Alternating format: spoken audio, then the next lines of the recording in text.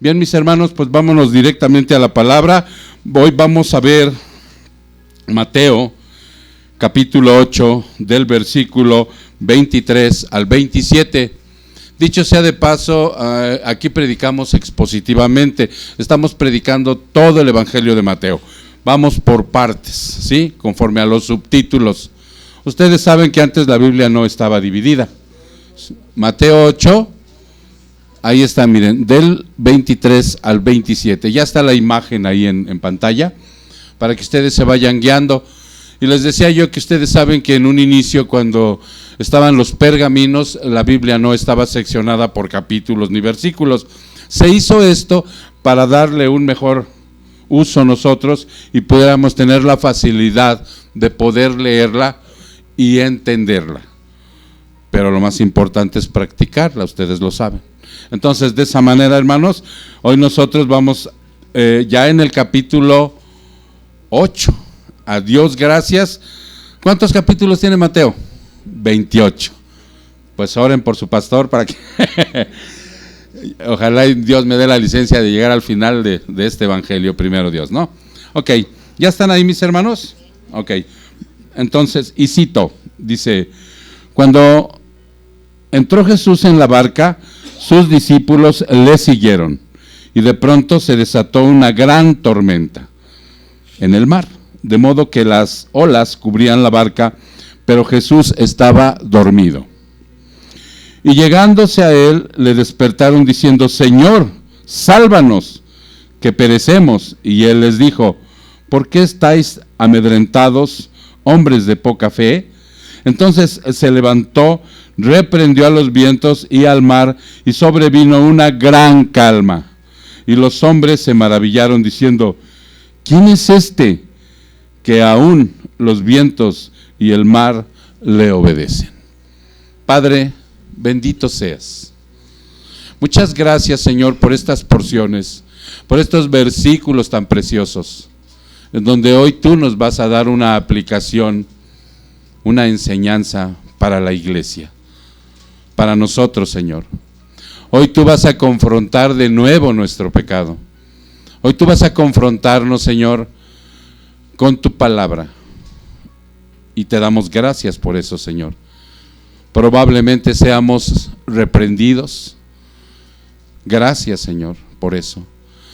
Te damos gracias para que no nos olvides, Padre, nunca, que tenemos que hacer tu voluntad, pero para eso necesitas siempre, Señor, que confrontarnos con la verdad de tu palabra.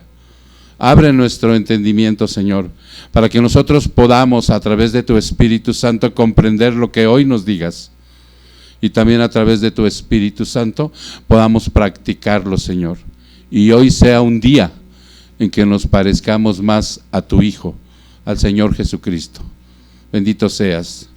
Todo esto te lo pedimos en el precioso nombre de Cristo Jesús. Su pueblo dice: amén. Ok, ahora sí, mis hermanos, vamos a desempacar esta palabra porque trae cosas muy interesantes para nuestra vida, para la vida de nuestra familia, para la vida de nuestros hijos, para la vida de nuestros vecinos, de nuestros amigos, de nuestros compañeros de trabajo. Trae muchas enseñanzas esta porción que se le ha denominado la gran tormenta. Y ustedes saben que venimos de hace 8 días en un resumen de lo que demanda el discipulado. Y la palabra estuvo fuerte como siempre, en donde nos confrontó para que nosotros viéramos si realmente somos discípulos de Jesús o simple y sencillamente unos benditos simpatizantes. Porque ser discípulo de Jesús tiene una demanda muy fuerte, ¿sí? Entonces lo vimos con claridad, hermano, y ya una vez que este hombre, ¿recuerdan quién fue?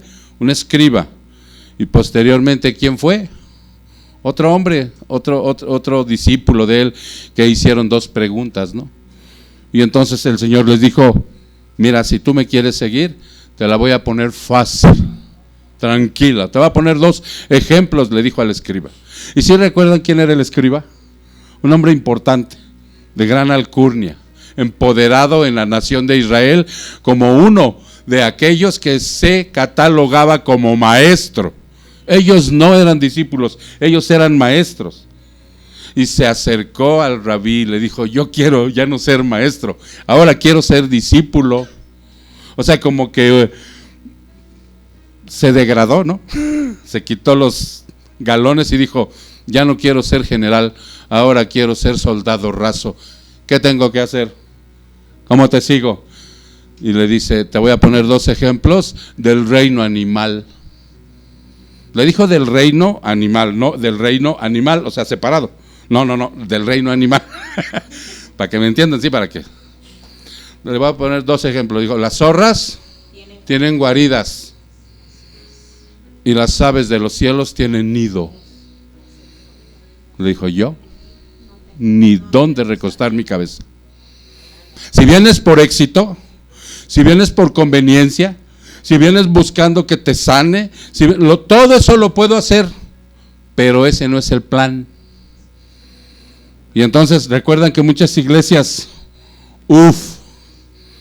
el pastor es intocable, todavía está guaruras, ¿no? Los líderes, ni te les acerques porque no sea que les vayas a robar su unción, ¿no? Les dijo, no, yo no vine a eso. Así que si quieres seguirme, la vas a padecer, te van a aborrecer, vas a sufrir, probablemente, y recibas golpes y azotes y hasta pierdas la vida. ¿Qué me dices, chato? ¿Vas o te quedas?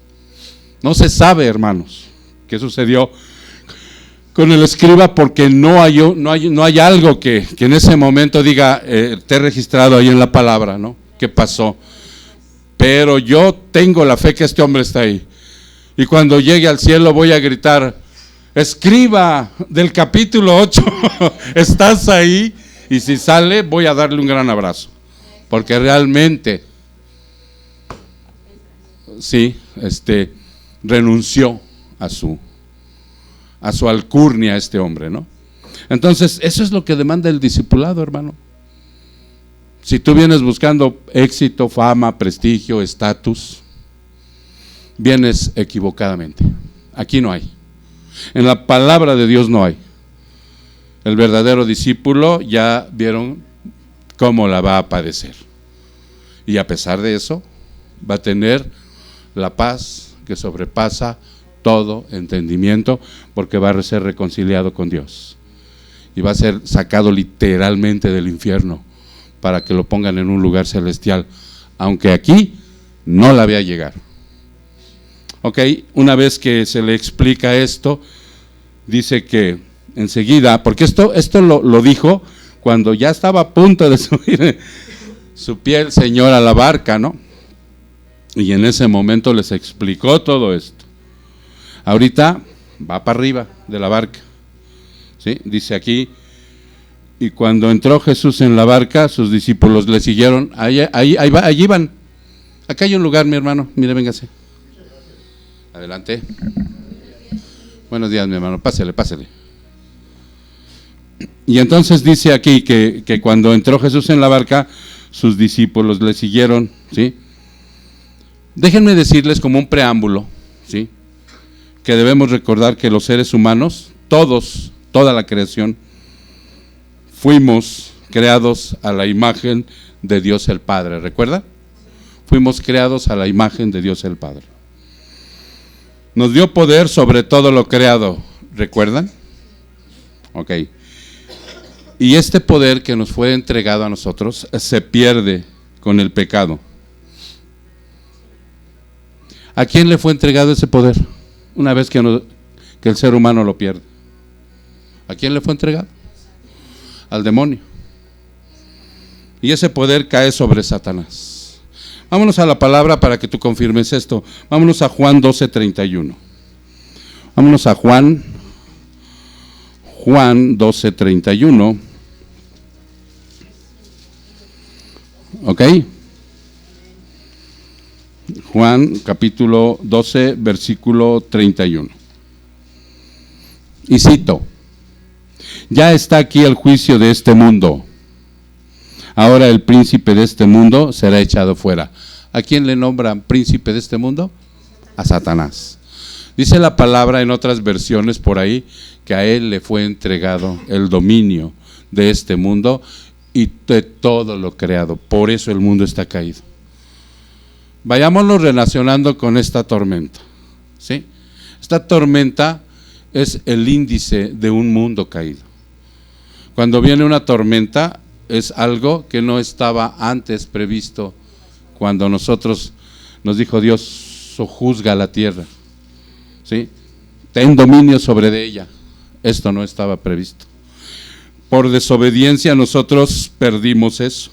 Vean lo que dice ahí mismo Juan, 2 capítulos adelante, en el 14, en el versículo 30, ¿sí? Juan 14, 30. Dice, no hablaré mucho más con vosotros, porque viene el príncipe de este mundo y él no tiene nada en mí. Él viene, el que tiene el poder. Lo perdió el hombre legalmente y legalmente se le fue entregado a Satanás. Por eso es que hoy la misma creación está caída. ¿Ok? Lo vamos a ir viendo poco a poco. El pecado, hermano, avala el gobierno satánico y produce, ¿qué produce esto? Enfermedad, dolor, guerras, cataclismos, terremotos, tsunamis, tornados, todo lo que se habla ahora del calentamiento global, guerras, todo esto está a través de nuestra desobediencia. Toma Satanás el poder y entonces esto se cae totalmente. Ahora no hay lo que va a venir después, pero Cristo en su poder mesiánico como rey trae y nos va a mostrar lo que va a ser el futuro reino. Cuando Él sana a la gente y la limpia de la lepra totalmente y resucita muertos y le quita la fiebre a la suegra de Pedro y toda la enfermedad que cura, o sea, está demostrando lo venidero, está dando una probadita. Cuando Él calma la tormenta, lo vamos a ver más adelante, está dando una probadita de lo que va a ser el día de mañana para sus hijos. Pero ahorita lo vamos a ver a detalle, ¿sí? Tenemos que entender que desde Génesis 3:15, hermano, la redención del hombre fue prometida. ¿Recuerdan? Vayan a Génesis 3:15. Esa promesa es algo que tú debes de tener siempre en cuenta. Ese versículo para mí es precioso porque me da la esperanza cierta. Génesis, ¿qué les dije? 3:15, perfecto.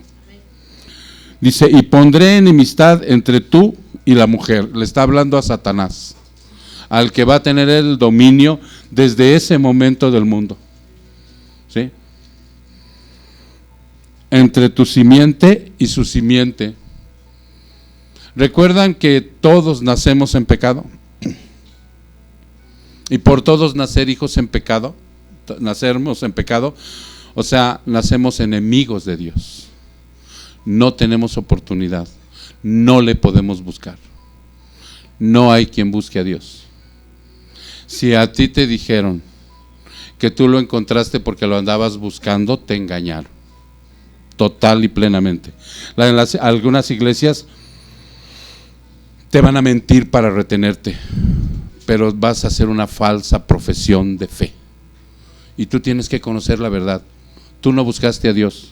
Cuando tú llegaste a una iglesia, probablemente inclusive solo, que nadie te haya llevado, y sentiste el deseo de ir, es que tú no lo buscabas. ¿Sabes qué estaba pasando? Estaba siendo atraído por Él, llamado por Él. Es un llamado que te hace irresistible, dice la palabra. No lo puedes resistir, de una u otra manera te jala. ¿Si has visto el imán cómo jala el metal? Así. Entonces ya una vez que tú llegas, vas a ser nacido de nuevo, vas a responder al llamado del evangelio y tú vas a ser un hombre nacido de nuevo. No necesitas oración, porque en muchas iglesias les hacen una oración y les dicen, repite conmigo. Algunos de nosotros lo hicimos, repite conmigo. y plum, plum, plum, plum, y te dicen, ¿aceptas a Cristo como tu Señor y tu Salvador? Y tú dices, ve, pum, ya naciste de nuevo, te dicen, ya eres del Señor. No, este es un acto soberano de Él, en donde por su voluntad tú naces a través de escuchar la palabra de Cristo. La fe viene por el oír, y el oír la palabra de Cristo. Por eso si tú vienes una sola vez al culto y no regresas, es muy difícil. Pero si regresas y regresas, estás siendo atraído. Y entonces la palabra, un día sin que te des cuenta, el Señor te entrega el nuevo nacimiento. No es algo estrepitoso, no es algo emocional, pero tú ya eres su hijo y eres de su simiente. Pero los que no aceptan esto, los que no son nacidos de nuevo, es la simiente de Satanás. ¿Ok? Por eso dice aquí, entre tu simiente y su simiente, le dice a Satanás. Él te herirá en la cabeza. Cristo te va a aplastar la cabeza en la cruz. Te va a quitar el poder legalmente que tenías sobre mis hijos. Te lo va a quitar.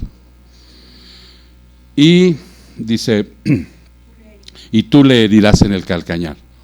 El demonio lo lastimó con los sufrimientos del Calvario. Eso es. Entonces ahí está prometido el Señor. Este es el que le llaman el protoevangelio. Ahí está prometido, ¿sí? Ok, entonces, desde Génesis 3:15 tenemos el dato de la redención de toda la humanidad. Y en su segunda venida, hermano, porque esto es cuando Él venga, ya vino, como Cordero, para salvarnos. En su segunda venida, Él va a restaurar todo el universo. Se dice fácil, ¿verdad? Pero ¿has visto lo que significa el universo? ¿Alguna vez le has echado un ojo a, ¿cómo se llama el programa ese? National Geographic. ¿Alguna vez has visto todo esto, hermano? ¿O nada más conoces el Parque Naucali? Digo, también es su creación, dicho sea de paso. Entonces, Él va a restaurar el universo. Cielos y tierra nuevos, en donde la maldición del pecado sobre toda la creación, bye bye, desaparece. Ese es el Dios que adoramos. Ese es el Dios en el que creemos. Ese es el Dios de toda consolación, de toda misericordia y de toda esperanza. Por eso tú, cuando te vas a casa después de un culto y has entendido la palabra de Dios, ¿no te vas rico? ¿No te vas alimentado, hermano? ¿No te vas con la esperanza que dices, esto y dos más mañana, que vengan, yo lo enfrento porque mi Señor está conmigo? Ya no eres un hombre angustiado, temeroso, miedoso, pusilánime. Te vas fortalecido en el Señor Todopoderoso. Entonces, la maldición del pecado sobre la creación desaparece. ¿Qué avala esto? ¿Qué versículo lo avala esto? Hebreos. Vámonos a Hebreos, hermano. Vamos a Hebreos, capítulo 12, 25. Capítulo 12, 25. 12, 25. Y cito. ¿Ya estás ahí? Mirad que no rechacéis al que habla. Dice, fíjate bien, dice, mira, no rechaces al que habla, porque la palabra de Dios es poderosa. No la rechaces.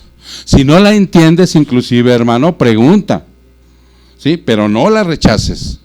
Si no tienes la humildad de, al término del culto, acercarte y decirle, hermano Julio, no viene tantito, no entendí nada.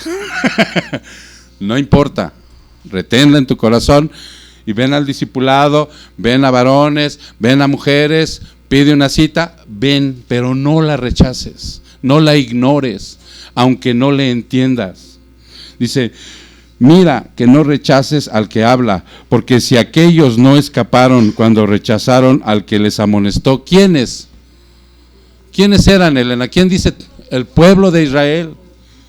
¿Sí? Porque esa versión Es una versión, por eso yo les digo que vean varias versiones de la Biblia, porque otra versión, que como la Nueva Traducción Viviente, te va a dar el índice de qué, dice por decir aquí, pero si aquellos no escaparon cuando rechazaron al que les amonestó, ¿cuáles aquellos? El pueblo de Israel. ¿Recuerdan al pueblo de Israel cómo era de necio? ¿Recuerdan cómo era de soberbio? Rebelde, idólatra, el pueblo escogido. Dice, si aquellos no escaparon cuando rechazaron al que les amonestó, ¿de qué no escaparon? Del juicio sobre la tierra, mucho menos escaparemos nosotros si nos apartamos de aquel que nos amonesta desde el cielo. Por eso te digo, no rechaces la palabra. Si no la entiendes, pregunta, discierne. ¿Qué comentarios me sugiere, pastor? ¿Qué libros de sana doctrina? Porque si los mando con Cash Luna, pues imagínense, o con Dante Gebel, pues puro teatro, circo, maroma. No, alguien que sea serio en el evangelio. ¿Ok? Entonces dice aquí, 26, su voz del Señor hizo temblar entonces la tierra, pero ahora Él ha prometido diciendo, aún una vez más, yo haré temblar no solo la tierra, sino también el cielo. Y esta expresión aún una vez más indica la remoción de las cosas movibles. ¿Qué te está diciendo? Que ahora te está indicando que esto es movible, esto lo va a quitar. ¿Sí? Esto ahorita es temporal ya. Este mundo tiene caducidad, hermano, ya. Y te lo está diciendo desde Hebreos, Dice, como las cosas creadas, a fin de que permanezcan las cosas que son, ¿qué? Inconmovibles. Te lo voy a quitar esto que ya no sirve, porque hay tormentas, hay tsunamis, hay muerte, hay peste, hay enfermedad, hay dolor. Esto te lo voy a quitar, hijo. Y te voy a poner algo que es eterno, donde no habrá muerte, no habrá tormentas, no habrá cataclismos, no habrá lepra, no habrá nada de eso. Lo que le está diciendo Hebreos, ese es el reino inconmovible. 28, por lo cual, puesto que recibimos un reino que es inconmovible, demostraremos gratitud. Hermano, si esta es una esperanza, ¿cómo nos sentimos ahorita cuando nos da algo parecido como, y eso que no tenemos el coronavirus, pero cuando nos da ¿no? Mija, con tu enfermedad que te dio del bronquitis, ¿cómo te sentías? ¿Cómo nos sentimos? Bueno, pues a pesar de eso, a pesar de las tribulaciones y las angustias que pasamos, debemos ser agradecidos, porque Él está prometiendo. Si tú eres cristiano, debes creer en sus promesas. ¿Sí? Ok, entonces está diciendo, ten gratitud mediante la cual ofrezcamos a Dios un servicio aceptable. Digo, y si todavía no estás dispuesto a servir dentro de una iglesia, dale el servicio más hermoso que un cristiano le puede dar a Dios. ¿Cuál es? Porque a través de la obediencia, mira, aquí estuvimos 18 el viernes en la noche y nos fuimos a evangelizar bien rico. ¿O no, hermanos? ¿No es un triunfo para Dios? Ok, creo que no vinieron los que fueron. Bueno. Ok, dice aquí, un servicio aceptable con temor y respeto. Esa es reverencia, con respeto. 29, porque nuestro Dios es fuego que consume, porque cuando regrese ya no viene como cordero, ahora viene como león, ahora viene a consumir todo lo que ya no sirve. Dentro de ello, también aquellos que no sirvieron, aquellos que fueron religiositos, aquellos que no aceptaron la palabra, aquellos que no les golpeó fuertemente para cambiar, para darle la honra, ¿sí? Eso va a consumir ahí también. Pero fíjense la diferencia de la creación, al ser humano. La creación la va a destruir y va a poner una nueva. Cielos y tierras nuevas. Y al humano no, a él lo va a mandar al fuego consumidor eterno. Ok.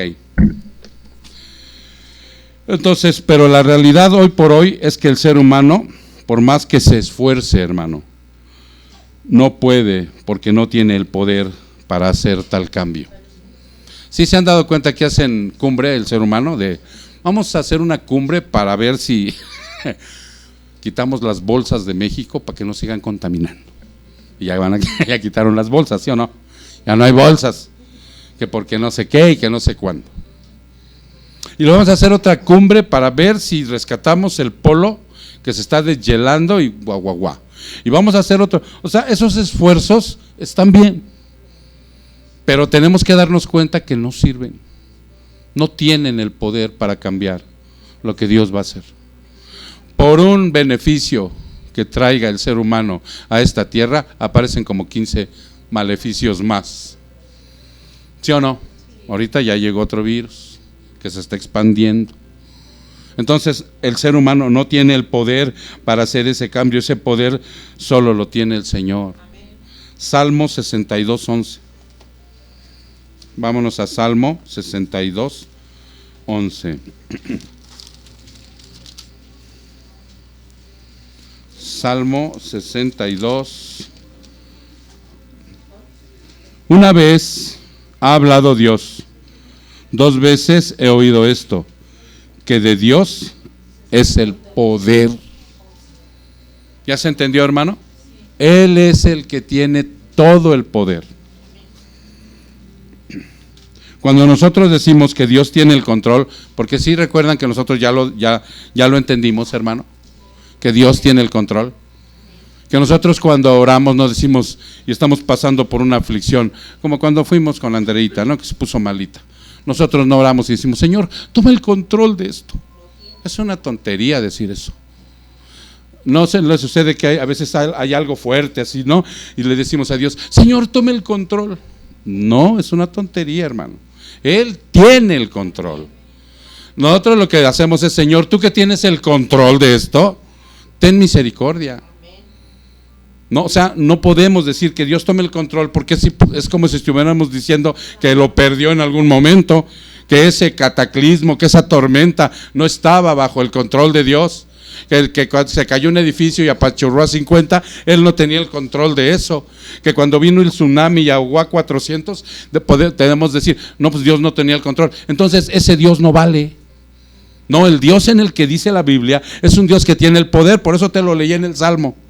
Él dice, tiene todo el poder. Entonces ahora, cuando nosotros decimos que Dios tiene el control, no tenemos ni idea de lo que decimos. Porque ¿de qué control hablamos que tiene el Señor? Pues de todo lo que sucede. Vean lo que dice Hebreos, regresemos al libro de Hebreos, a la carta de Hebreos. Carta de los Hebreos, en el capítulo 1. Vamos al capítulo 1 de Hebreos. En el versículo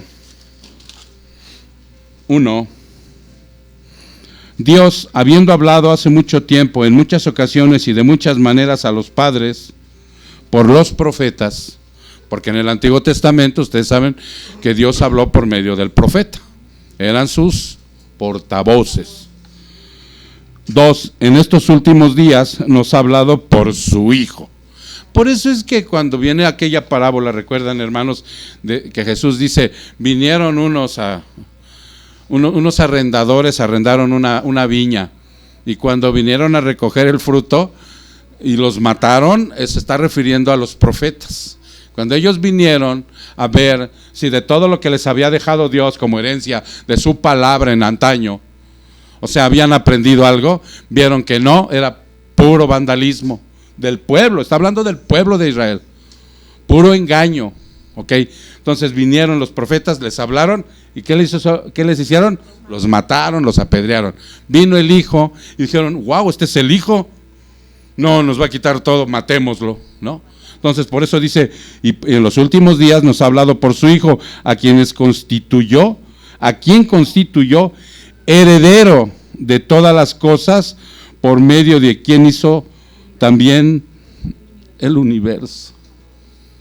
Por eso cuando decimos Él tiene el control, nuestro Señor Jesucristo tiene el control, a veces no nos imaginamos qué tanto es ese control, qué magnitud tiene, quién es el Dios que adoramos.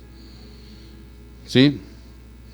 Él es el resplandor de su gloria y la expresión exacta de su naturaleza y sostiene todas las cosas por la palabra de su poder.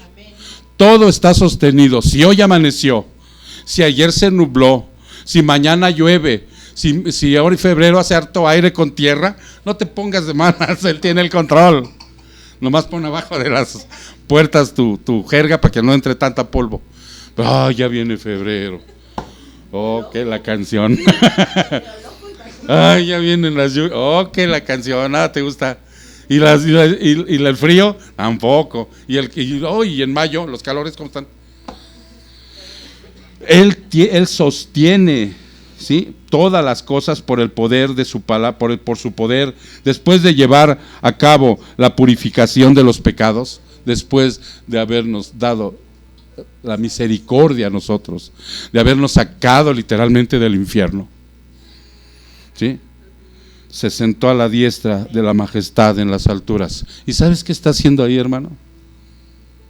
Intercediendo por ti y por mí todo el tiempo, por todas las burradas que cometemos, siendo mucho mejor que los ángeles, por cuanto ha heredado un nombre más excelente que ellos. Y eso se los dice ahí aquella secta que dice que Cristo es un ángel.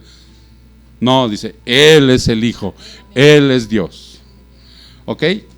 Entonces, ¿ya te diste cuenta cuál es la situación? Miren, yo aquí traía un dato, ¿no?, de un libro que saqué de este predicador que se llama John MacArthur. No sé si alguno de ustedes lo conoce. Sí. Ok, es un libro acerca de Mateo, y él pone, te voy a hacer una referencia, dice: mientras más profundiza el ser humano en el universo, más increíble e impresionante se vuelve la creación. Te voy a dar estos datos nada más para que veas todo lo que sostiene y lo que es tener el control, ¿Sí? Dice, los telescopios pueden llevarnos a 4,000 millones de años luz. Ahora un telescopio, Eric, lo fijas arriba y te lleva a la galaxia que está a 4,000 millones años luz. ¿Sí? Millones años luz. Unos 40 trillones de kilómetros. ¿No? Luego nos da miedo ir aquí a Ciudad de México. Dice, en el espacio, dice, nos habremos acercado al borde del universo, y ni siquiera nos habremos acercado al borde del universo. Un poquito borrosín. Hemos descubierto ciertos principios gravitacionales que mantienen a las estrellas y a los planetas en sus órbitas. Sin embargo, estamos muy lejos de explicar por completo esos principios, mucho menos de duplicarlos. La Tierra gira en su eje 1,666 kilómetros por hora y viaja en una órbita de 928 millones de kilómetros alrededor del Sol, cerca de 1,600 kilómetros por minuto, y con el resto de su sistema solar viajando alocadamente por el espacio a una velocidad inclusive mayor. En una órbita tardaría miles de millones de años en complementar. Con ese simple dato, hermano, y aquí vivimos nosotros, y no hay ningún dato en la Biblia que diga que hay otro planeta donde existen seres como nosotros, de los cuales un Señor llamado Jesucristo vino a través de su misericordia y nos salvó para que se cumpliera lo de Jeremías 33:3. Vete ahí a Jeremías 33:3. Porque antes ni idea teníamos. Estábamos tan ensimismados en nuestro egoísmo, en nuestros placeres, en nuestras burlas, en nuestras tonterías, que ni siquiera sabíamos qué pasaba aquí dentro de nosotros. ¿Quién lo tiene? ¿Cómo dice Ale?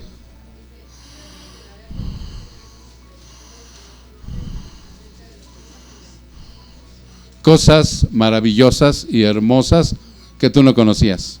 Ahora yo te las voy a revelar, hijo.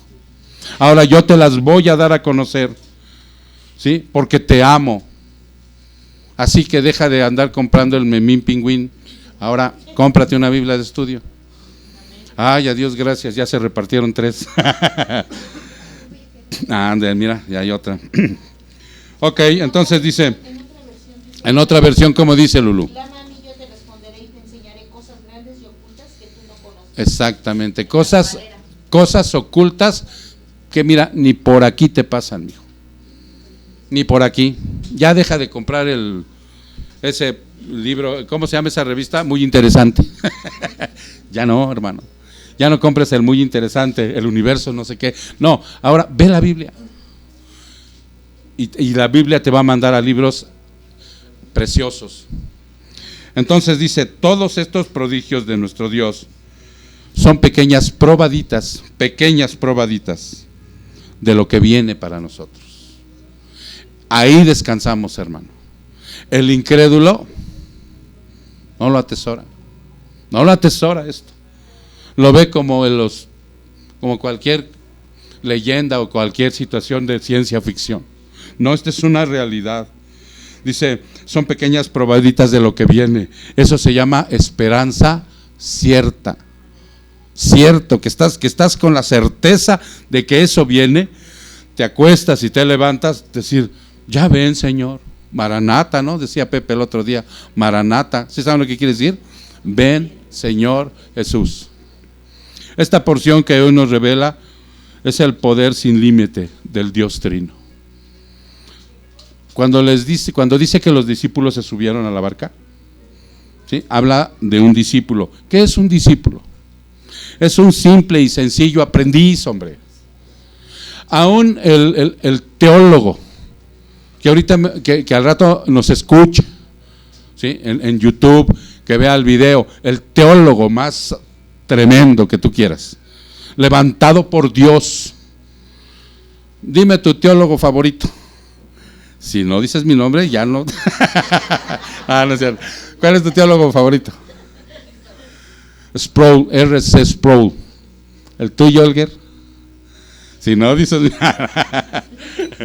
¿cuál es tu teólogo favorito? Spurgeon. Y así sucesivamente. ¿Me quiere alguien decir quién es quién más? A ver, Paco. Sugel. Miguel Núñez. MacArthur. Paul Washer. Es un simple y sencillo aprendiz.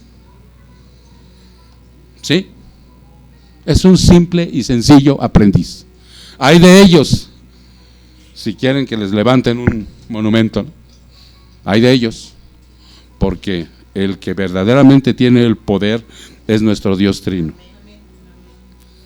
Y ni aún en gloria vamos a alcanzar a entender todo lo que es Él.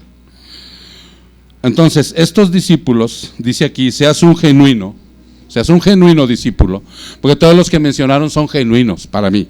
Yo también los he leído a estos hombres y he visto cómo Dios se ha derramado en ellos. Son genuinos. O seas un discípulo farsante, entra dentro de lo que dice Jesús cuando subió su piecito a la barca, que los discípulos lo seguían. Ahí van varios de esos discípulos. Iba el tibio, iba el listillo, iba el anónimo y iba el genuino. Ese tipo de discípulos tiene Jesús. Los tibios están en Juan 6:66. Vean Juan 6:66. Y te lo digo, hermano, para que probablemente nosotros busquemos dentro de esas 4 clasificaciones y salir de ahí y meternos en el genuino, aunque sea de rodillas. ¿Cómo dice? ¿Quién lo tiene ya? Juan 6:66. Adelante. ¿Quién lo tiene? Adelante, Marlene. Se fueron. ¿Y saben por qué se fueron? Porque no entendieron lo que es comer su carne y beber su sangre. No lo entendieron. Por una falta de discernimiento. Por lo que les decía hace rato, aunque no entiendas, atesóralo y pregunta. Porque si no, tibio, curioso nada más, simpatizante. Se fueron Estaban con nosotros, pero no eran de nosotros. Están los listos, los intelectuales, los que, wow, ¿no? Se comen los libros así, rum, rum. Esos, hermano, ese era como Nicodemo. ¿Recuerdan a Nicodemo? Fue de noche, era un maestro de Israel y no sabía qué era el nuevo nacimiento. No sabía, y Jesús lo avergonzó. Lo avergonzó.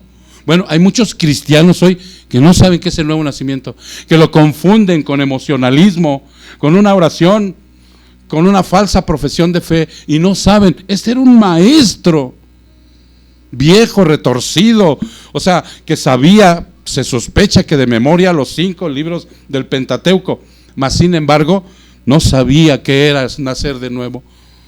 Y cuando se lo explica Jesús por medio del viento, se quedó así igual que yo cuando lo escuché la primera vez, ¿no? Están los anónimos. Los anónimos son aquellos que, de lejecitos, como Pedro. Recuerdan que Pedro seguía a Jesús cuando lo llevaban al Calvario de lejecitos, así, ¿no? Están los anónimos. ¿Quién era uno de estos? José de Arimatea. José de Arimatea surge hasta el capítulo 28 de Mateo, en donde dice, ya no voy a seguirlo en el anonimato. Pilato, dámelo, yo lo entierro. Y ahí todos los fariseos, ¿qué?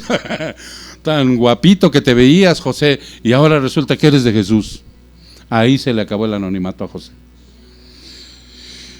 Y están los genuinos, hermano, los discípulos genuinos que estaban con él. Mas sin embargo, un genuino también se amedrenta, también pierde la fe, también se asusta. ¿Sí se entiende? Ahorita lo vamos a ver. La barca en donde todos vamos. Esa barca representa cuando llega Jesús y te dice, súbete, porque yo te he llamado. ¿Sí? No, pero es que yo quiero caminar en el agua. No, pues, te digo, hombres de poca fe por una, imagínate. Ok, súbete. Esa es la barca. El evangelio es la barca, hermano. Es donde tienes que subir a pertenecer a esa tripulación. Y ya una vez adentro, ve lo que sucede. Viene una tormenta, vienen aflicciones, vienen situaciones en donde el Señor va a probar nuestra fe, nuestro amor, y no debemos sentirnos avergonzados como a veces sucede, ¿no? Que después de que viene la calma, probablemente dices, chin, exageré. No confié en el Señor. A mí me ha pasado, yo he estado ahí. ¿Sí? La humanidad de Jesús, porque Él era humano, 100%, pero también era 100% Dios. En ese ser estaban las dos naturalezas, preciosas, hermosas. Su humanidad se cansó. ¿Por qué se cansó? Dice la palabra que porque tenía mucha chamba en lo secular, andaba cepillando muebles, ¿no? Como era carpintero, pues andaba duro y dale, y entonces se cansó y se agotó. ¿Dice así? No. Hizo roperos, camas, sillas, se agotó. Jesús se cansó. No dice así. ¿Por qué se agotó? Porque estaba cansado por el trabajo que le había encomendado a su padre. Andaba predicando el evangelio y sanando. Estaba agotado. Eran jornadas fuertes, duras, y su humanidad se cansó. Ya me lo imagino a mi Señor decirle a los discípulos, vámonos del otro lado del lago, porque este era un lago. Vámonos del otro lado del lago, porque la verdad, si no descanso, ya no voy a rendir.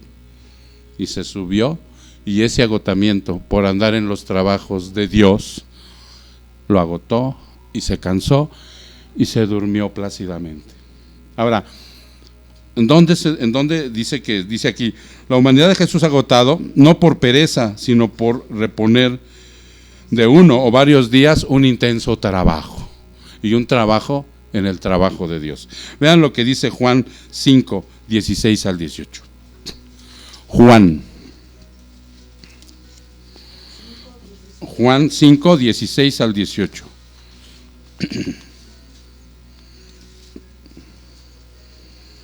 ¿Ya están ahí? Ha sido una problemática, hermanos, lo del día del reposo. Ahora los adventistas dicen que no obedecemos, que porque el día del reposo es el sábado. Y los judíos también. Otros cristianos dicen que el día del reposo es el domingo. Y están mal también. No, el día del reposo sigue siendo eternamente el sábado. Este no es el día del reposo para nosotros, no es el día de reposo cristiano. Este es el día del Señor, donde nos reunimos para celebrar su victoria en la cruz y su resurrección. Pero el sábado sigue siendo perennemente el día del reposo. ¿Por qué ya no nos reunimos el sábado? Porque ya lo cumplió Jesús. No entiendo, pastor. Pues vente mañana al discipulado. Y ahí te lo vamos a explicar. Ok, entonces dice el 16. Sí, ¿verdad? Dije el 16. A causa de esto los judíos perseguían a Jesús porque hacía estas cosas en el día de reposo. ¿No? Fíjense. Pero él les respondió: hasta ahora mi padre trabaja y yo también trabajo. Entonces, por esa causa, los judíos aún más procuraban matarle, porque no solo violaba el día de reposo, sino que también llamaba a Dios su propio Padre, haciéndose igual a Dios.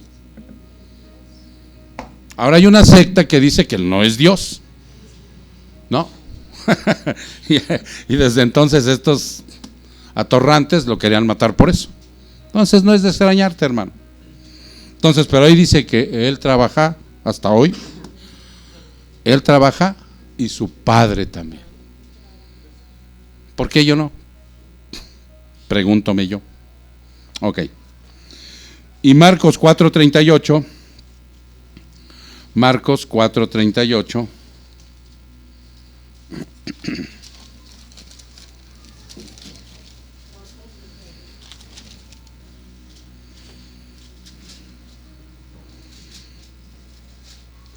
Dice, esta es la versión de Marcos en la tempestad, ¿sí? Cuando Jesús calma la tempestad. Fíjate lo que dice: él estaba en la popa durmiendo sobre un cabezal, tenía una especie como de cojín en su cabeza y estaba dormido en algunos tablones en la barca, en la popa. Yo no sé mucho de marinos, pero no sé cuál es la popa, si la de atrás o la de adelante, no lo sé. ¿Alguien sabe? Yo no sé mucho de marinos. Al ver algún marino entre la sala, no hay nadie. Bueno, ok. Es proa y popa, pero yo no sé si la proa es la de atrás o la que va en punta. No lo sé. A ver, ¿hay un marino por ahí? ¿Es la punta, Panchito, o es la parte trasera? ¿No? No recuerdo. Ok. En alguna de las puntas iba durmiendo Jesús y traía en su cabecita una almohada, ¿no? Dice ahí. Entonces lo despertaron y le dijeron: maestro, ¿no te importa que perezcamos? O sea, ni siquiera ya hay humildad. Están a punto de, también espantados, ¿no? Y ni siquiera ya hay humildad. O sea, fueron: Señor, sálvanos, ¿no? Por favor. No, que no te importa que perezcamos. ¿No? Entonces, por esa razón, aquí, hermano, dice: el miedo convertido en terror. Jesús te lleva a un grado de angustia. Fíjate bien, hermano. ¿El dato? A ver, pues dímelo, mijo. ¿Cómo dice?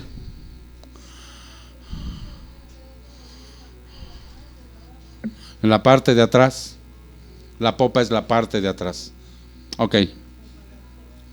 Dice entonces, dice que el miedo convertido en terror. Jesús te lleva a un grado de angustia para captar tu atención. A ver. Porque parece que luego estamos aletargados. ¿Ya se entendió? Entonces te lleva, como Él tiene el control de todo, te lleva a captar tu atención a través de un grado de angustia que tú sufras, para que entiendas que no tienes que ir. A Él le gusta que le respondan al llamado que te hace para salvación. Fíjate lo que dice el Salmo 10:1. Vámonos al Salmo 10:1.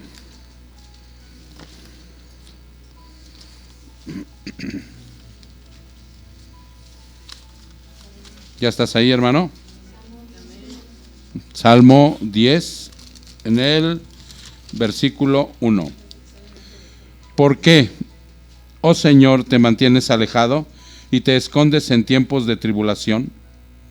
Con arrogancia el impío acosa al afligido, que sea atrapado en las trampas que ha urdido. ¿Ya se entendió? Dice, ¿por qué, Señor, te mantienes alejado y te escondes en tiempos de tribulación? ¿Por qué? ¿Por qué uno cree eso? Porque lo que te estoy diciendo, Él te va a llevar a un grado de angustia para que tú respondas, hermano. Porque parece ser que si no entras ahí, no capta tu atención, no te puede llevar a otro lugar. ¿Ya se entendió, verdad? Perfecto. Dice, Jesús les pregunta, ya estás en ese grado, ¿no? Entonces Jesús nos pregunta. Les preguntó a aquellos y nos pregunta ahorita, ¿por qué te acobardas? ¿Por qué te acobardas? ¿Por qué te acobardas? Les dice, ¿no? La falta de confianza en Dios nos amedrenta. ¿Qué es amedrentar? Nos da miedo. Nos mete en pánico. Ojo, la pregunta viene directo de Jesús, porque has experimentado su poder. Porque tú has experimentado el poder de Dios, ¿o no, hermano? ¿O estás aquí porque no tenías que hacer otra cosa el domingo? Estamos aquí porque todos nosotros hemos experimentado el poder de su gracia, de la salvación, del cambio que ha tenido nuestra vida, de la situación de que antes, cómo nos ha sacado literalmente del infierno, nos ha puesto en los lugares celestiales y ya nos ha bendecido con toda bendición espiritual. ¿Sí lo sabes? ¿Sí lo has experimentado? Mas sin embargo, llega un momento en que nos acobardamos. Llega un momento en que nos acobardamos. No nada más tú, ni tú, ni tú, yo también, y cualquiera que se precie de ser cristiano. Por eso la pregunta constante de Jesús es, ¿por qué te acobardas cuando yo estoy contigo?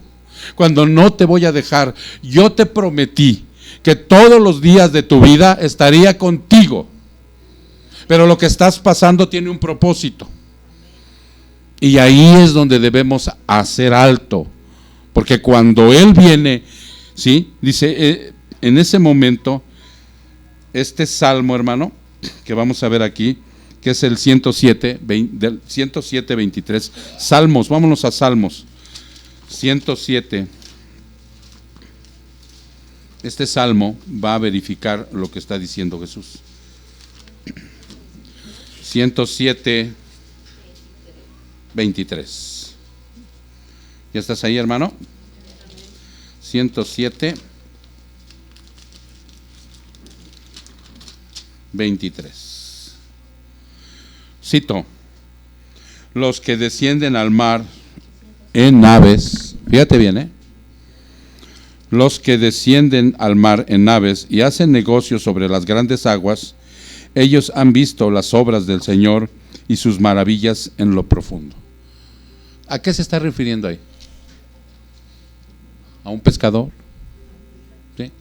Esos que han descendido en los mares y ven las profundidades, ven lo que sacan de ahí, o sea, se han maravillado de las obras de Dios. ¿Cierto? Ok, dice 25, pues Él habló y levantó un viento tempestuoso que encrespó las olas del mar. Subieron a los cielos, descendieron a las profundidades de sus almas y se consumían por el mal. Temblaban y se tambaleaban como ebrios, y toda su pericia desapareció. Entonces, en su angustia, clamaron al Señor y Él los sacó de sus aflicciones. Precioso salmo que cobra vida de esta experiencia. ¿No es verdad que una vez le dijo a Pedro, tú vas a ser pescador de hombres? Y vas a conocer las profundidades de tu maldad. Es lo que está diciendo aquí.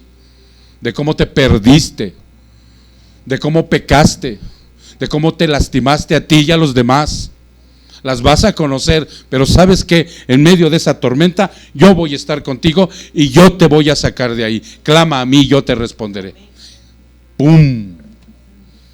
Por eso, hermano, no nos debemos de sentir avergonzados cuando en ocasiones, por la prueba, la aflicción, lo que venga. A veces me decía alguien, ¿por qué cuando estamos fuera del problema lo vemos más objetivo? Así es. Como somos familia, tenemos que apoyarnos el uno al otro. Y si algún día tú tienes un problema y necesitas de tu servidor, llámame y no digas, es que me dio pena. No. ¿Sí se entiende? Porque el día que yo necesite de ti, te voy a hablar y te voy a decir, échame la mano. ¿Sí? Porque yo te considero mi familia. Somos hermanos en Cristo. Oremos los unos por los otros. Tengamos confianza los unos con los otros. Perdonémonos los unos con los otros. ¿Sí? Porque si no, no somos hermanos en Cristo. Seremos hermanos del diablo. ¿Sí se entiende? Ok. Dice, en este momento este salmo cobró vida cuando a través de mis circunstancias el Señor me diga, hombre de poca fe, no te entristezcas ni te avergüences. Di lo que dice Lucas 17:5. Díselo al Señor. Eso sí, díselo. Eso sí, vívelo. Eso sí, expláyalo.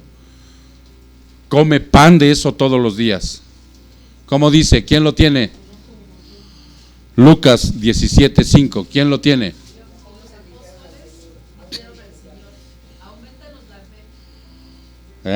¿Sí o no?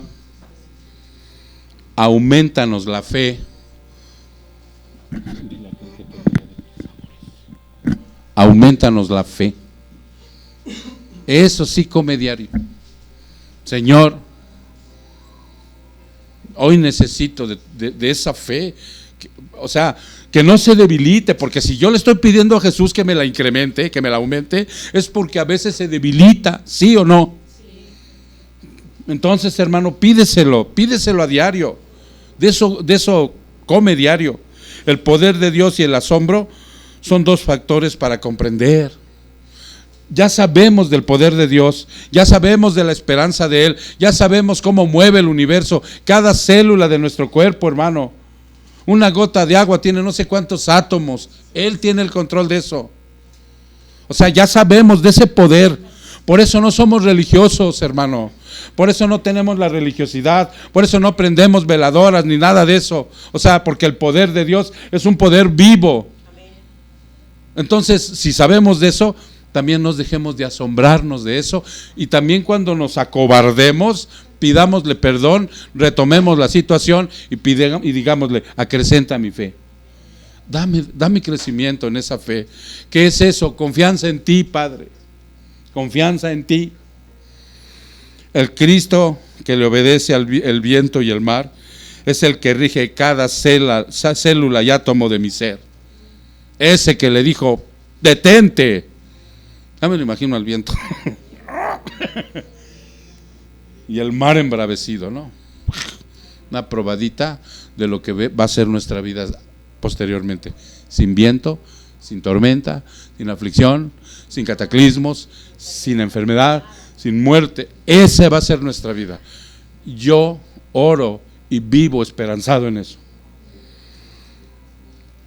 Es el mismo que provee cada día para mí y para el universo entero. Es preciosa esta enseñanza, hermano. Es preciosa esta enseñanza para nuestra vida, porque una vez más mi esperanza en esa vida que Él nos va a traer es preciosa. Vamos a orar. Padre, te damos muchas gracias, Señor, porque tú has traído a nosotros un pan fresco, precioso en esta mañana. Un alimento, Señor, que nos nutre, un alimento que nos sustenta.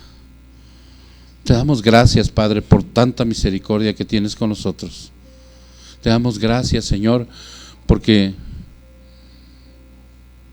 esta vida que hoy tenemos, Padre, sustentada por ti, es una bendición.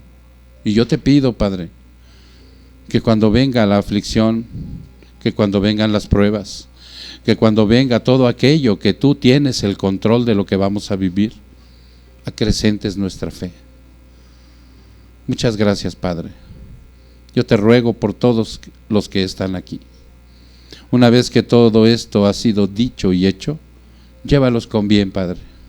Susténtalos, provéeles del pan de vida y del pan material. Y si ellos son bendecidos por ti de pan material, Señor, y que sus alacenas estén repletas, no sea para atesorar, sino para compartir aquel que no tiene. Que volteen, Padre mío, a través de la sensibilidad que tú pones en todos y cada uno de nosotros, y que tengan misericordia de aquel que tiene menos. Que tú tienes el control de todo. Que recordemos esto todos los días de nuestra vida, que tú tienes el control de todo. Bendito seas, Padre. Te lo pedimos en el nombre de Jesús. Su pueblo dice...